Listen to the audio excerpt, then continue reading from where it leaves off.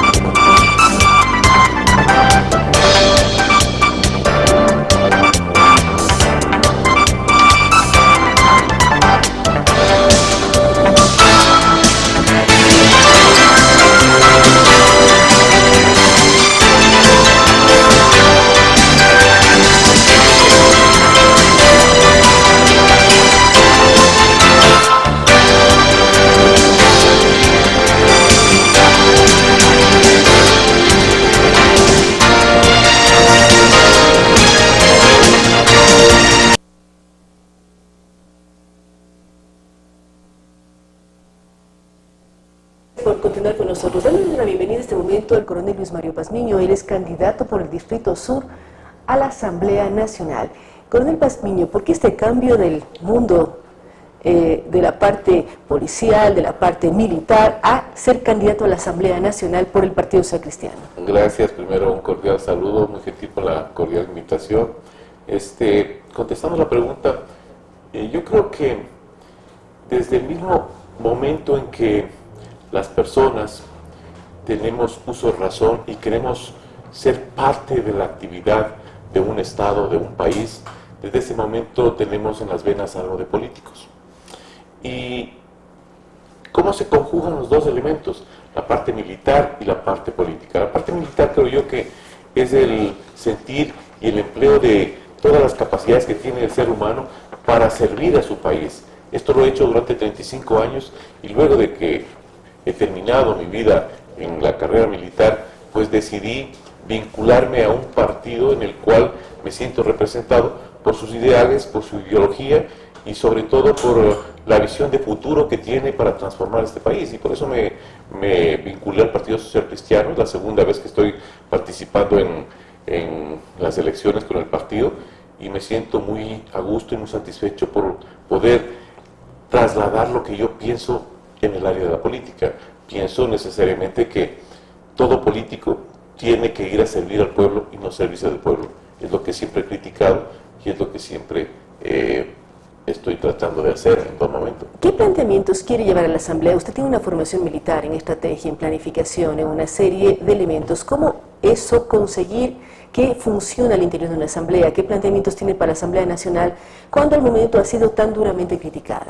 Bueno, fíjese, tengo una experiencia de 35 años en lo que es la investigación.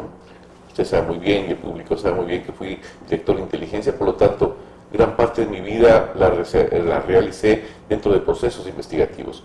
Yo sí creo que tengo las condiciones, la capacidad, el interés y la firmeza para iniciar los procesos de fiscalización, pero unos procesos de fiscalización no a medias tintas, como están acostumbrados a hacer generalmente y lo han venido haciendo en estos últimos años.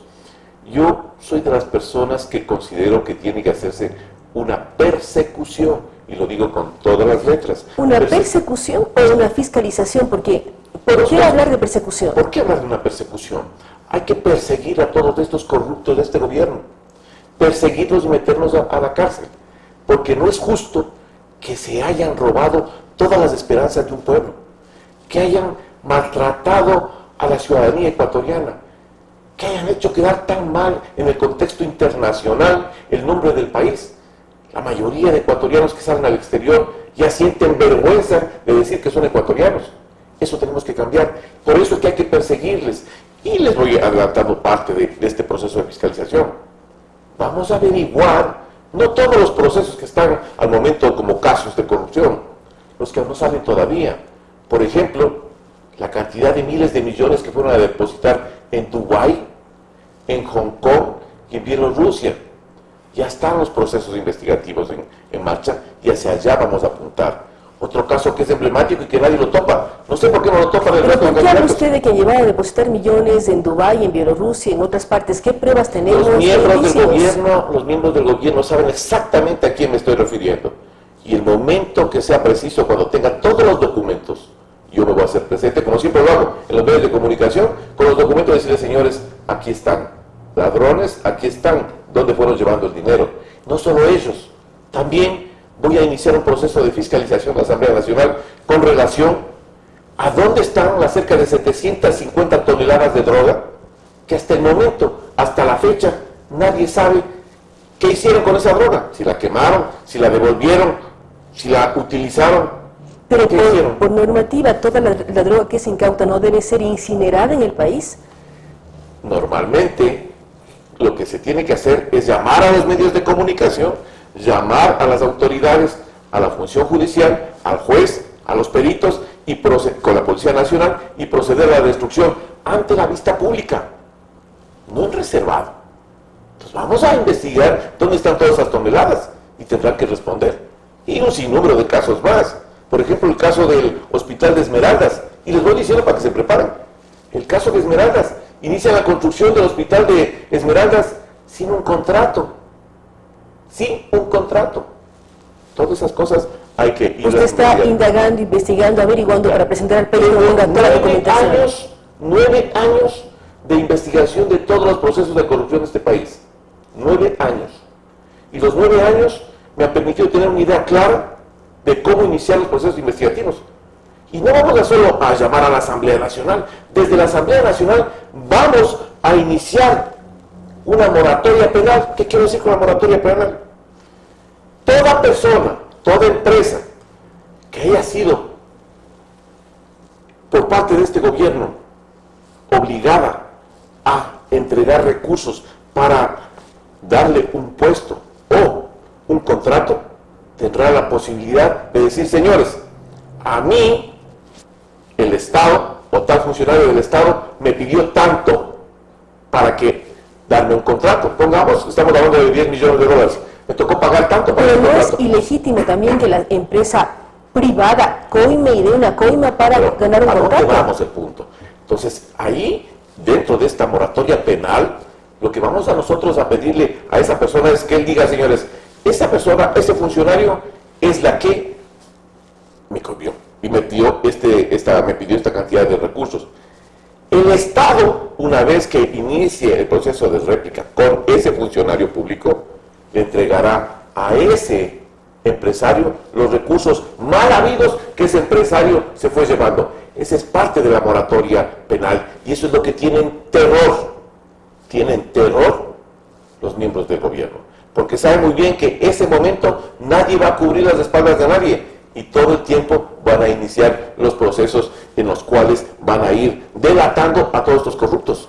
Entonces, ahí están parte de las cuestiones que se tienen que ir realizando. Otra que es sumamente importante es que se tendrá que cambiar toda la función judicial y todos los organismos de control que lo único que han hecho es mantener un estado de, yo diría, de oposición total a lo que piensan todos los ecuatorianos, un estado en el cual se han ido festinando las arcas fiscales y eso no es justo para los ecuatorianos. Es decir, usted está hablando fundamentalmente área de fiscalización, el generar una moratoria, lo que usted señala, perseguir a los culpables para que demuestren qué pasó con los recursos del Estado, con los recursos públicos. ¿Qué pasa en el otro área que es la parte de generar leyes? ¿Qué leyes plantea?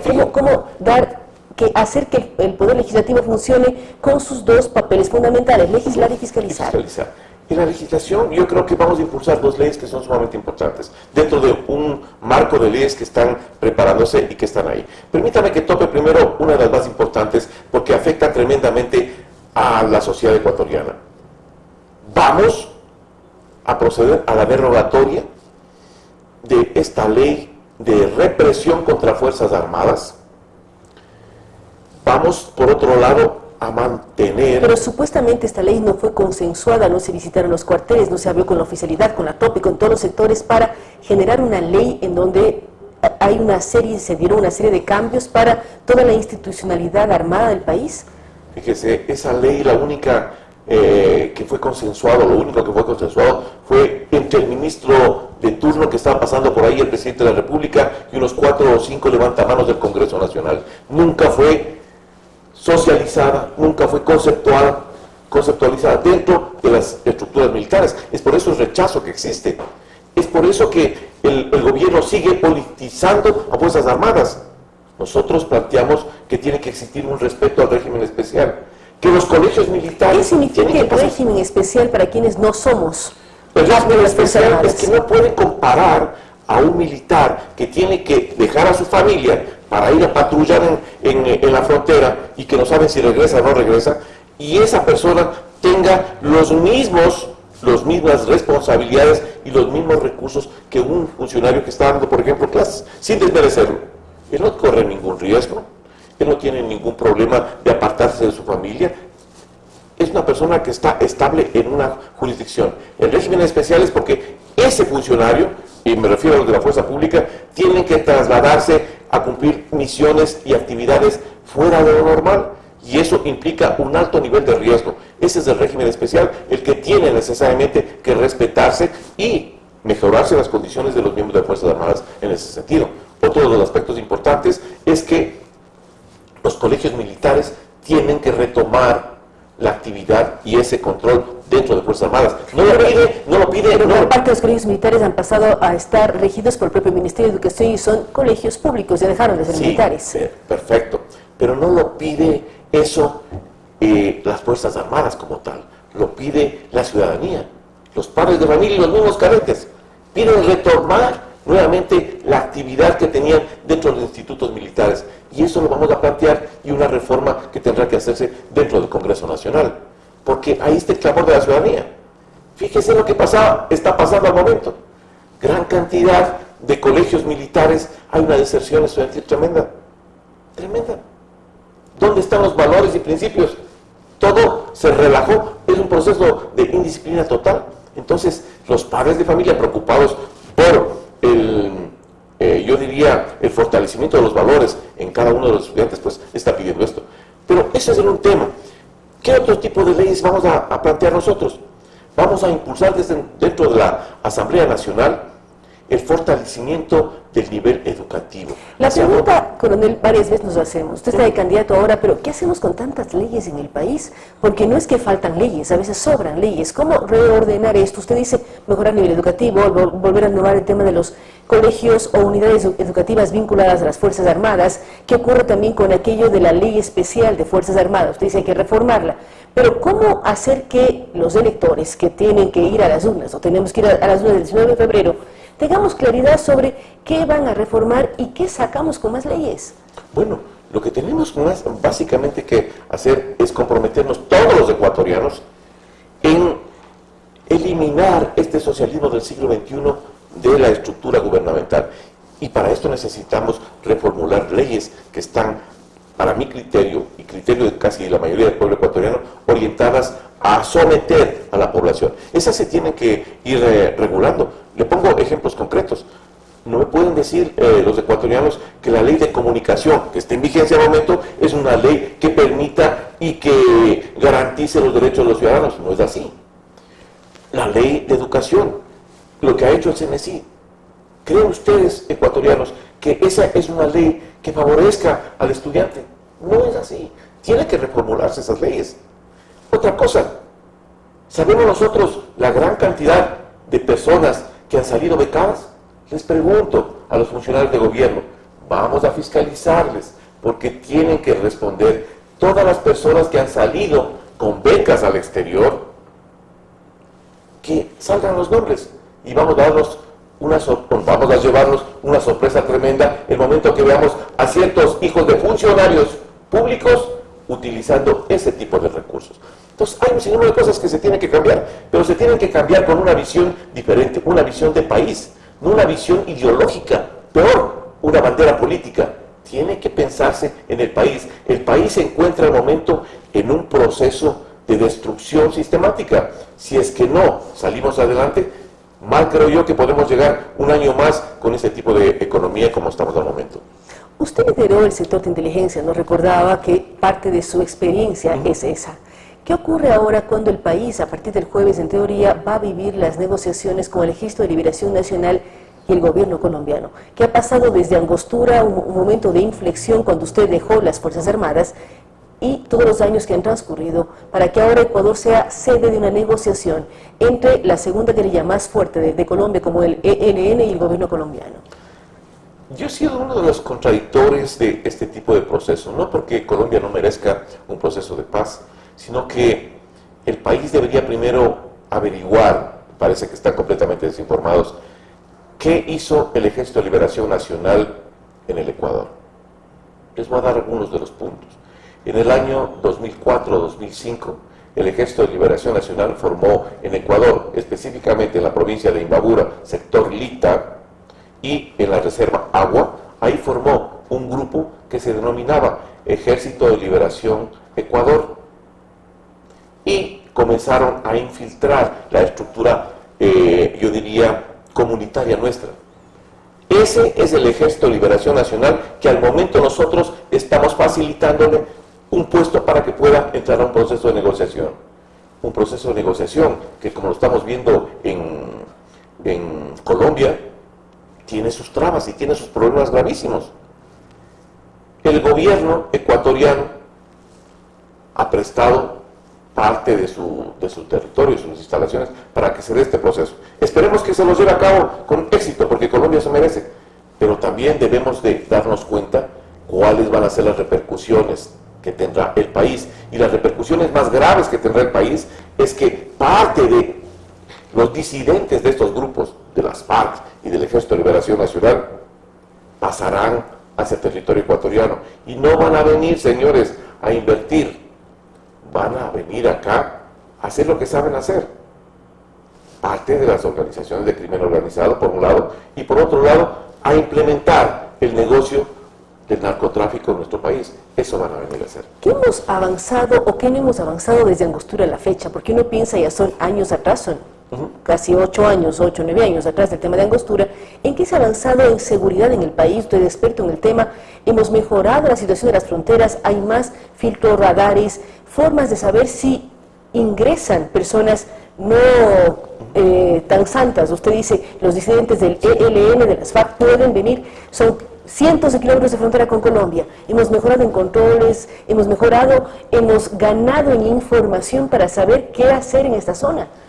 Yo creo que hemos retrocedido tremendamente, porque desde el momento que un sistema de inteligencia es un sistema de inteligencia político que no se dedica a defender los objetivos nacionales permanentes, sino defender a un caudillo político y un partido político, desde ese momento partimos completamente mal en lo que es el tema de inteligencia.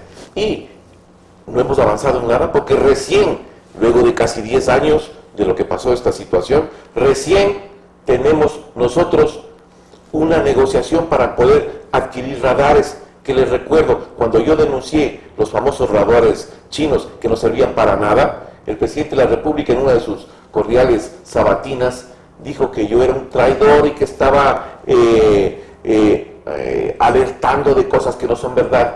A los 3 años después de esa sabatina, tuvo que tragarse las palabras del presidente de la República y reconocer públicamente que la negociación que había hecho no servía para nada y que recién iba a iniciar una nueva negociación. Hasta el momento no tenemos radares, no tenemos un sistema integrado. Y si no sabemos si pasan aviones, pasan personas, o sea, tenemos el puente de Rumichaca que está en teoría resguardado, ¿y el resto qué? Somos tan ingenuos que adquirimos aviones Chitac para la interceptación aérea.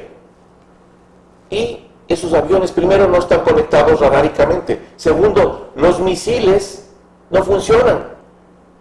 Por citar solo un casito. Hemos conseguido... ¿Y qué saco con tener aviones si no tengo radares? O sea, ¿cómo sé que se pasa y qué intercepto? Porque hemos visto además temas de aviones con droga que han aterrizado en carreteras del país.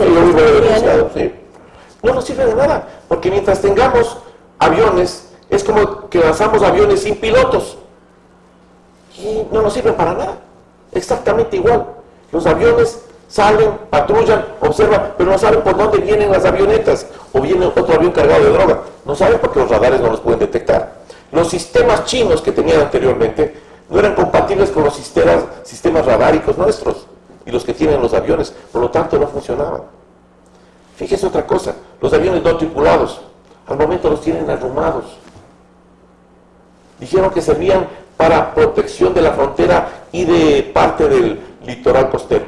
También el tema de coyotes, de tráfico ilegal de personas. Ha sido una farsa, un negociado permanente de los recursos del Estado bajo el pretexto de brindarle a la población una seguridad que no existe. Y eso tiene que responder cada uno de los ministros que festinó los recursos del Estado ecuatoriano. Y es otra de las tareas pendientes de la Asamblea, fiscalizar el tema de seguridad. Por eso yo le decía, no es solo fiscalizar, hay que perseguir a estos rateros, disculpen el término, a estos ladrones, hay que perseguirles porque no es justo que se hayan robado las esperanzas de los ecuatorianos. Y sobre todo, no es solo cambiar el modelo, no es solo cambiar a Correa, ponerle a Lenín Moreno, no. Hay que cambiar y sacar todo este enquistamiento del socialismo del siglo XXI. Otros países ya tomaron la delantera. Argentina, Brasil, Venezuela está por buen camino. Nos toca a los ecuatorianos erradicar el socialismo del siglo XXI, esta lacra ideológica que lo único que está haciendo es destruyendo no solo al continente, en este momento a nuestro país. Gracias al coronel Luis Mario Pazmiño. Recordamos que él es candidato a la Asamblea Nacional por el Distrito Sur, por el Partido Social Cristiano, lista 6. Él ha hablado tanto de lo que planifica hacer en fiscalización, resaltando que él va a perseguir a los culpables. Él da datos que dice hay que saber quiénes depositaron dineros en Dubái, Emiratos Árabes, en Qatar o en cualquier parte del mundo, dineros llevados del Ecuador, pero también habla de generar una serie de análisis. ¿Qué pasa con las 750 toneladas de droga incautadas? ¿Se quemaron o no se quemaron? ¿Dónde están? Hacer una serie de cuestiones y preguntas desde la Asamblea, pero también habla de reformar una serie de cuerpos jurídicos, uno de ellos la Ley Especial de las Fuerzas Armadas del Ecuador, pero también hablar sobre cambios en leyes que tienen que ver con educación y otros espacios. Él demuestra su preocupación una vez más frente a la seguridad nacional, ya que Ecuador desde hace muchos años no tiene radares en las fronteras. Gracias por estar con nosotros. Vamos a una pausa, luego de la cual estaremos dialogando con el analista Rafael Ollarte. Con estas ideas y opiniones, regresamos con Enfoques.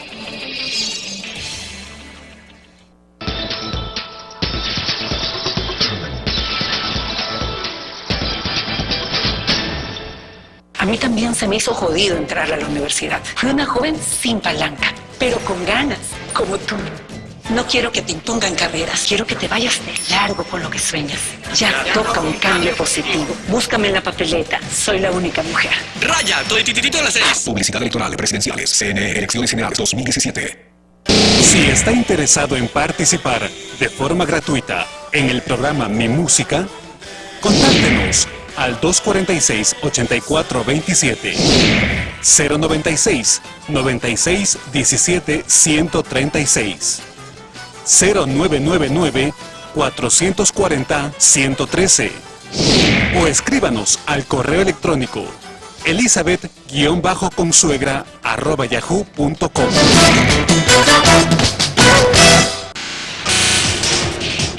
Telesucesos es el primer noticiero de texto en la televisión ecuatoriana.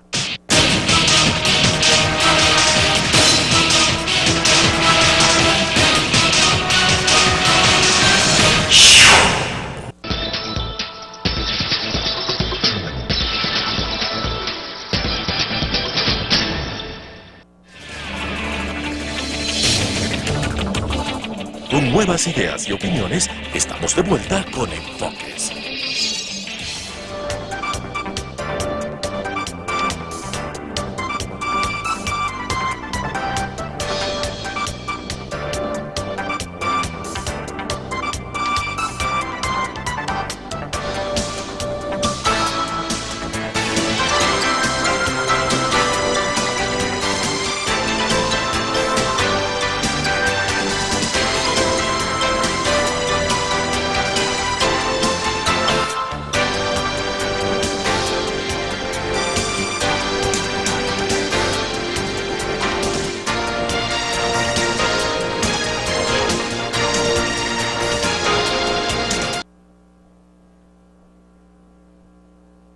Gracias por continuar con nosotros. Como lo habíamos anunciado, estamos aquí con el doctor Rafael Ollarte y nos hacen acuerdo de algo más. Es el primer día lunes de trabajo del año. La semana pasada tuvimos feriado el lunes, es que es el primer lunes laboral del año. Doctor Ollarte, hay varias dudas en el tema jurídico cuando vemos 8 binomios presidenciales, cada binomio habla de reformar leyes, crear leyes, mover impuestos, derogar impuestos, y siempre en el país nos quejamos de seguridad jurídica. ¿Cuánto es factible, cuánto es posible y cuánta seguridad se puede brindar al Ecuador, si uno piensa en inversión y en estabilidad, cuando cada candidato a la Asamblea, a la presidencia, habla de reformas, reformas y reformas? Sí, buenos días, qué placer estar con usted, con la audiencia. Mire, es cierto, cada elección nos trae una serie de ofrecimientos, en algunos casos ofrecimientos que no son novedosos. Uno de ellos es la continua modificación de normas constitucionales y legales. Ahora, que eso afecta a la seguridad jurídica por sí mismo, no. Porque si usted tiene en Ecuador leyes que son perniciosas, pues eso ya es un atentado a la seguridad jurídica. Es positivo más bien el hablar de reformarlas. Ahora, ¿qué no es positivo? Ofrecer desde las candidaturas presidenciales modificar leyes, por ejemplo, derogar impuestos. Si yo no tengo la mayoría parlamentaria necesaria para hacerlo, ¿cómo logro la derogación de impuestos? Porque yo, presidente de la República, no tengo la facultad de crear, modificar o extinguir tributos. Es una facultad legislativa. Lo que puedo hacer es remitir, y para eso tengo la facultad exclusiva, remitir proyectos de ley que eliminen impuestos. Hasta ahí puedo llegar. Cierto es que un candidato lo ha hecho por notaría y ha dicho que va a mandar los proyectos, pero lo que ha dicho los medios es otra además, cosa. Lo que hemos visto en los últimos años es que el presidente en funciones, el presidente Correa, manda tributos todo el tiempo y todos son aprobados. Entonces, la generalidad de la población piensa que es el presidente y es el Ejecutivo quien decide en el tema tributario y se aprueba inmediatamente. Pero claro, lo que pasa es que usted tiene una mayoría parlamentaria tal que le permite al jefe del Estado imponer su voluntad legislativa.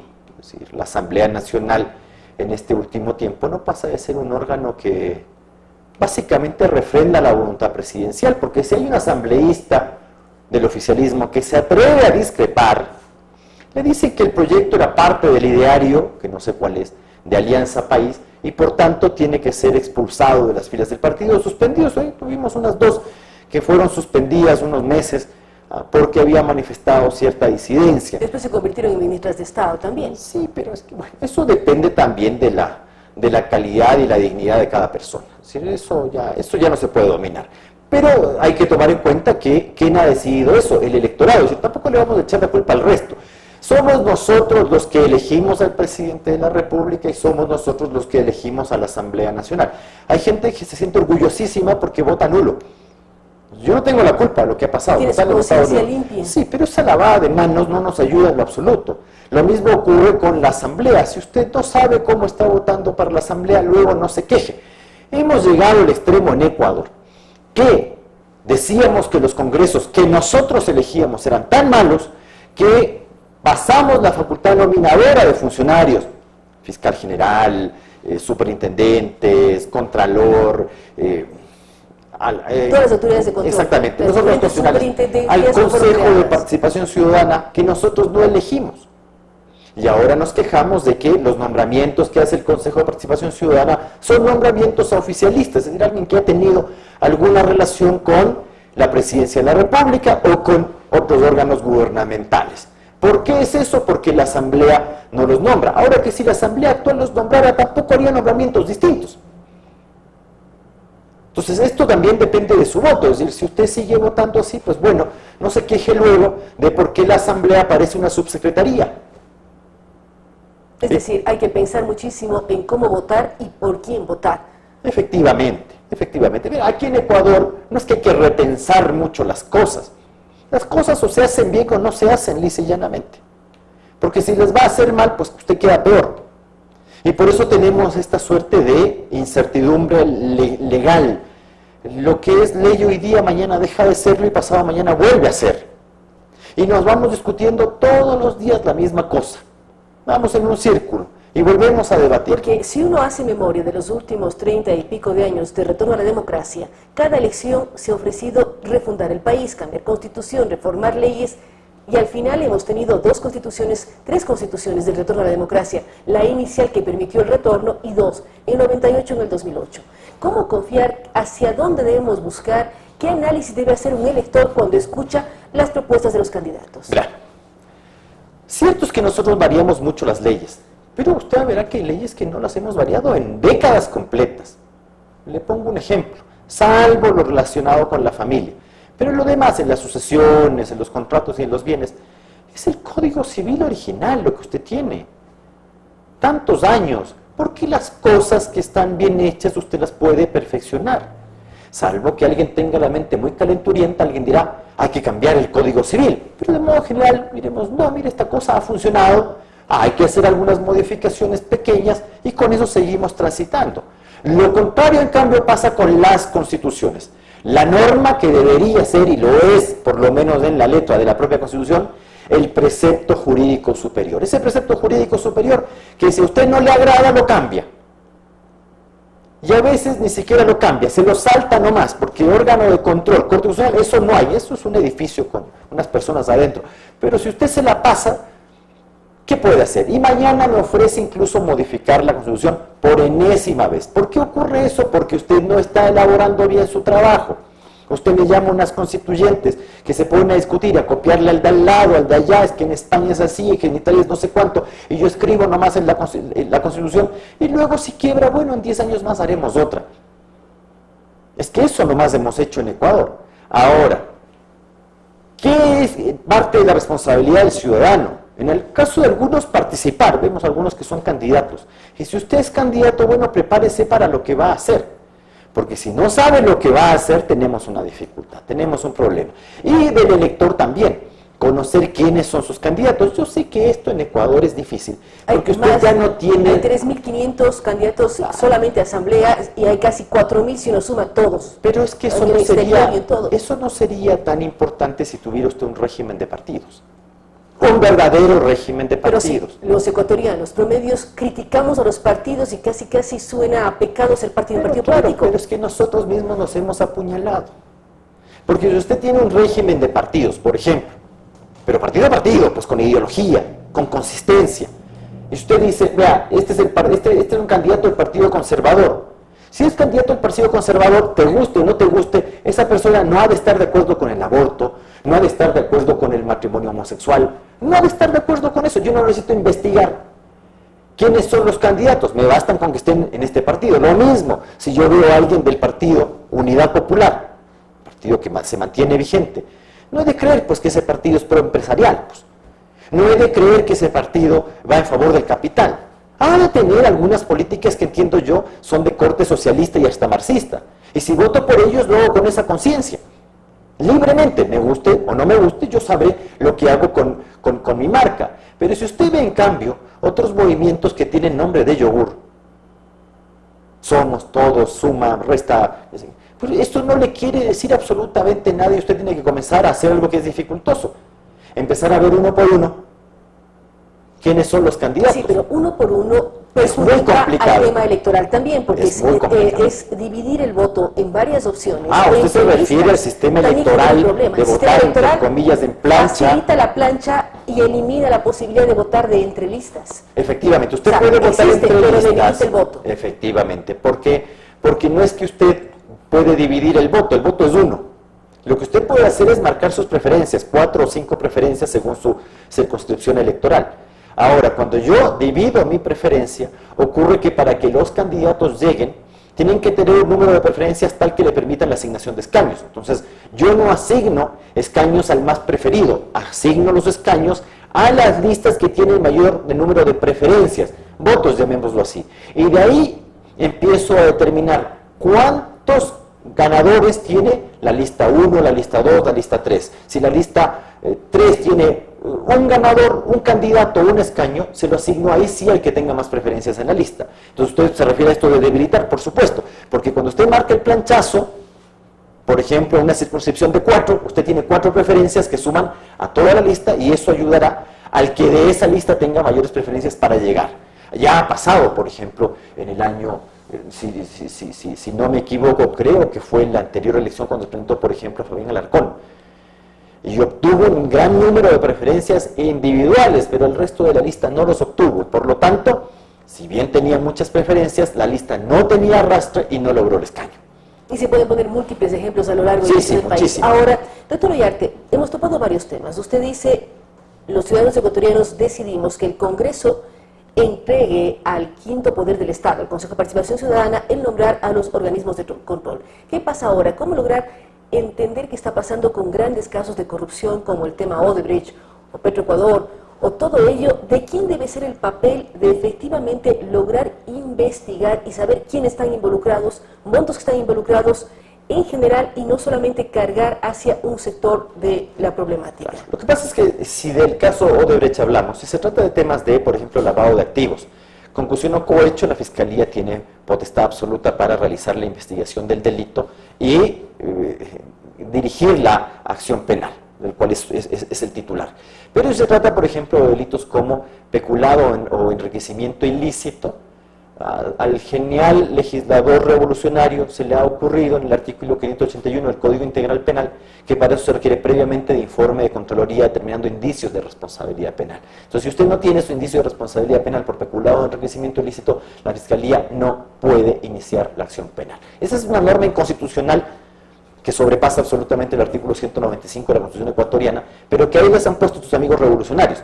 Entonces, la Fiscalía, cierto es que tiene en algunos casos amarradas las manos porque depende de que la Contraloría haga su informe y determine los indicios y que lo haga bien, porque si la Contraloría también lo hace mal, ¿cómo le pide a la Fiscalía que sustente una formalización penal, una acusación? ¿Cómo hace si no tiene nada en las manos?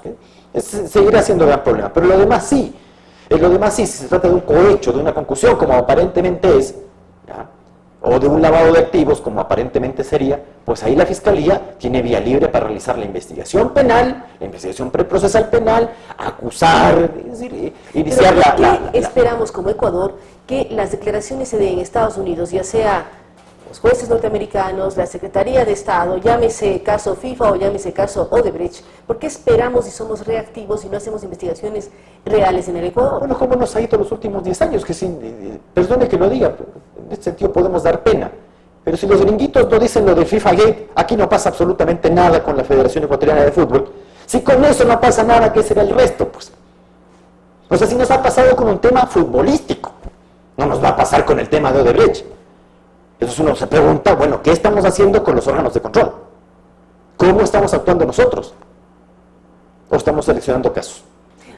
¿Y qué hacemos nosotros como ciudadanos? Usted como abogado, como experto en el tema del derecho, ¿puede presentar y exigir que la Fiscalía, cualquier organismo de control, realice efectivamente una investigación y se lleve a cabo? ¿Qué hacemos los ciudadanos cuando sentimos que hay problemas? Otros ven que hay corrupción, otros ven que hay enriquecimiento ilícito, porque pronto el vecino tiene X casas y X carros. ¿Qué hacer como ciudadano? A ver, cierto es que los ciudadanos, no solo según la Constitución, sino el Código Integral Penal, tenemos la obligación de denunciar los actos delictivos de los cuales tenemos conocimiento. Pero también hemos tenido la experiencia de que los que denuncian ciertos actos irregulares o de corrupción, luego son procesados. Eso es como pedirle al ciudadano que integre una comisión, una veeduría ciudadana. Ya con el tema Chambers le queda bastante claro que mejor ahí no se mete. El tema Chambers es un tema en donde dijeron, efectivamente, se cree que el presidente sí sabía los contratos del Entonces el señor se ofendió y listo. Es que aquí el político se ofende nomás.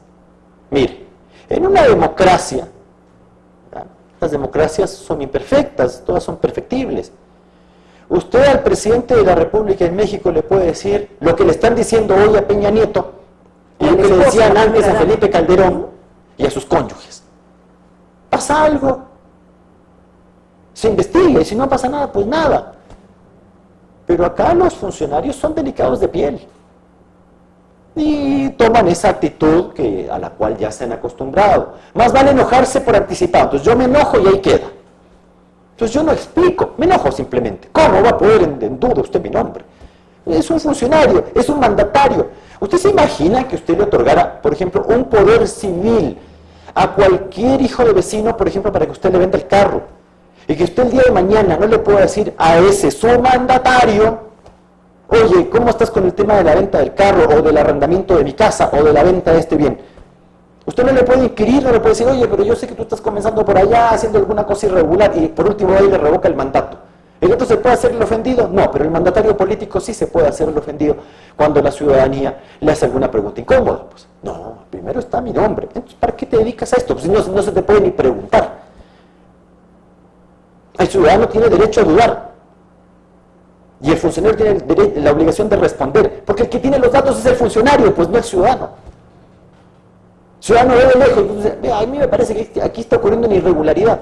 Y el otro no contesta, se enoja. Entonces, ¿qué hacemos? Si vemos ciertas temas Eso es culpa nuestra. denuncias, hay una serie de elementos, lo que decimos, Estados Unidos nos da las alertas, Brasil nos da las alertas, esperamos el 20 de enero para que Brasil publique los datos de los ecuatorianos. ¿En dónde queda la justicia del país? Le damos pena, pues.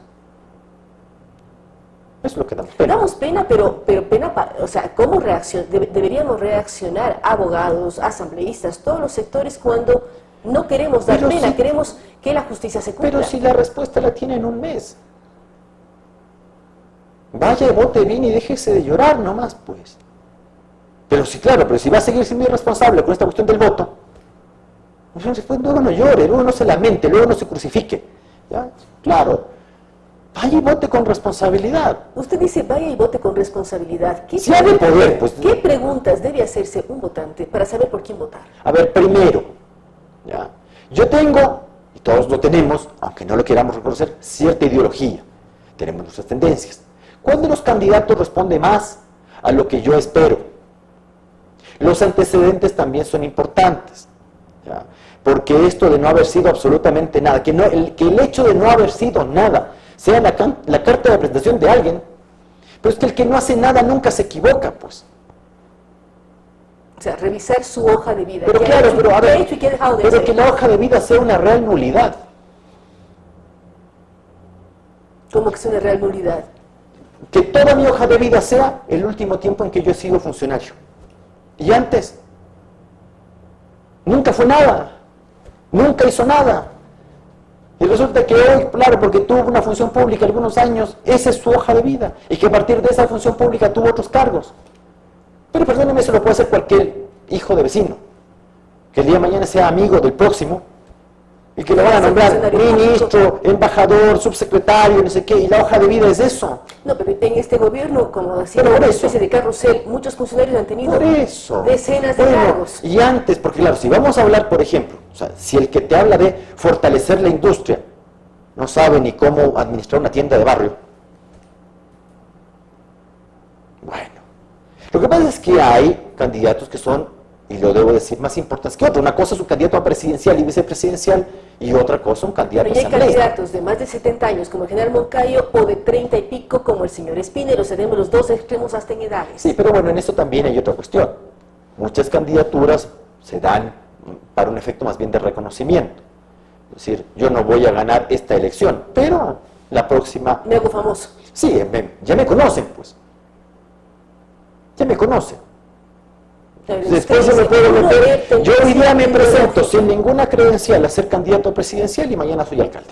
Bueno, usted dice, lo primero chequear cuál es mi ideología y qué candidato está de acuerdo a mis preceptos, a mi forma de ser, Claro. en fin. Segundo, Porque mire, ¿nosotros qué hacemos? ¿Nosotros con qué las hacemos? cuentas? Empezamos a lanzar dardos.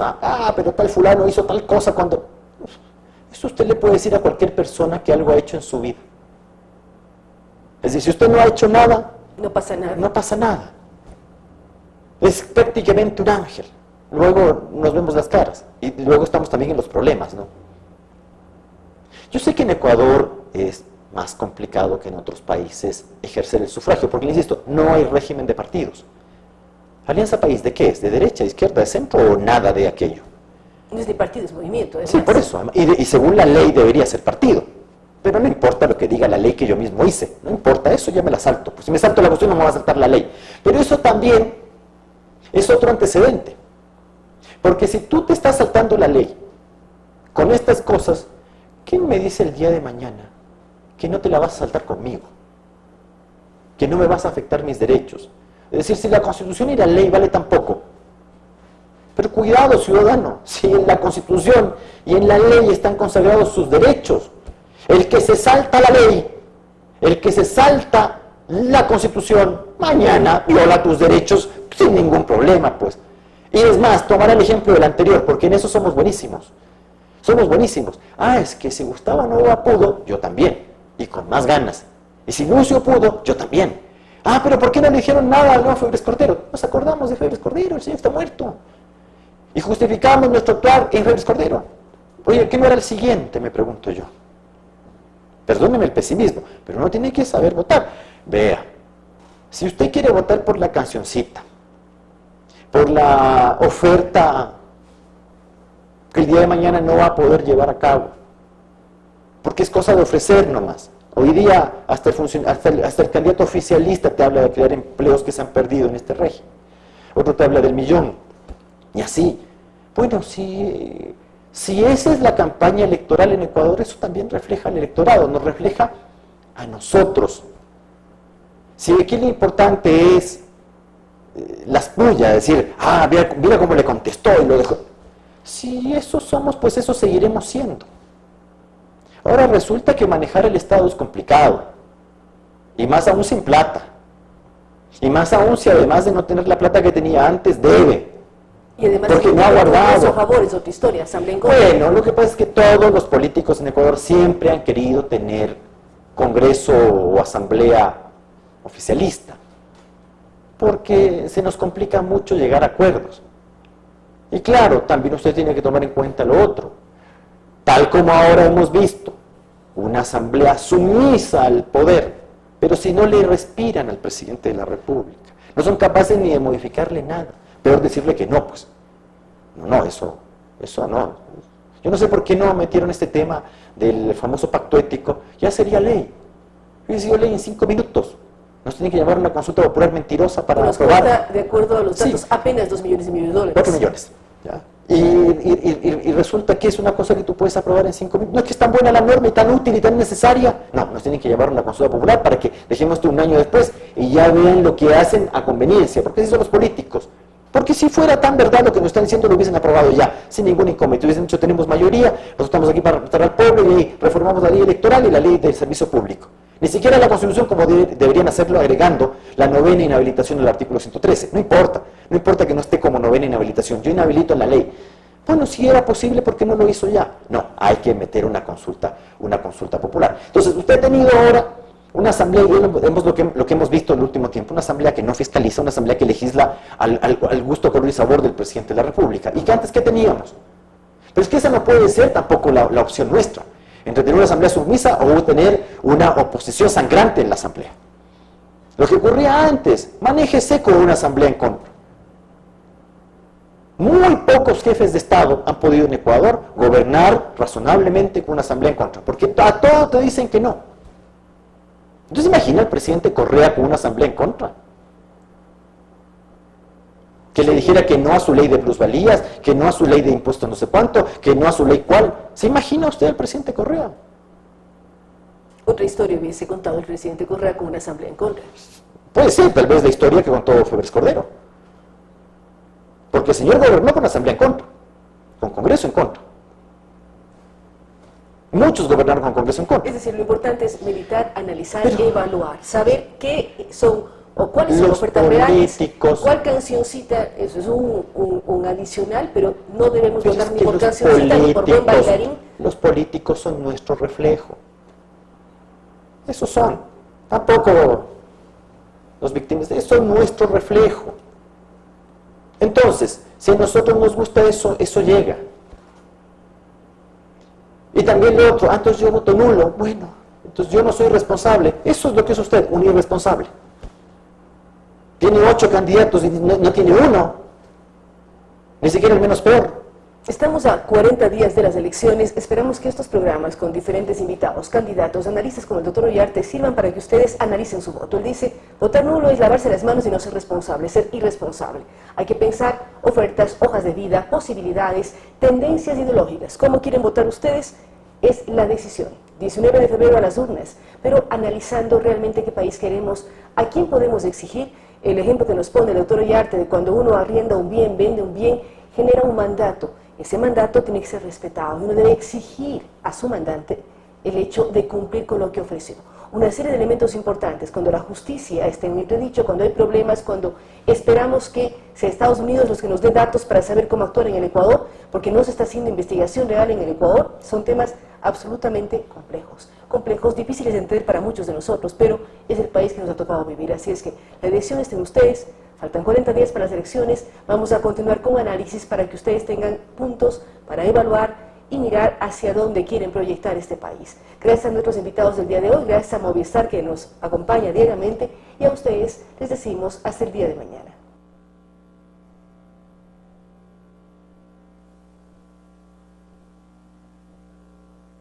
Estamos viviendo años duros como tú. Vemos cómo nos perjudican y empobrecen. Nos preocupa el futuro de nuestros hijos. Hemos sentido indignación y rabia, pero también más esperanza que nunca. Ya toca un cambio positivo. Raya, todititito a las 6. Publicidad electoral. Asambleístas nacionales. CNE. Elecciones Generales 2017. Si está interesado en Las opiniones vertidas en este espacio por la producción y dirección del programa son de exclusiva responsabilidad de sus autores y de quienes intervienen en ellos.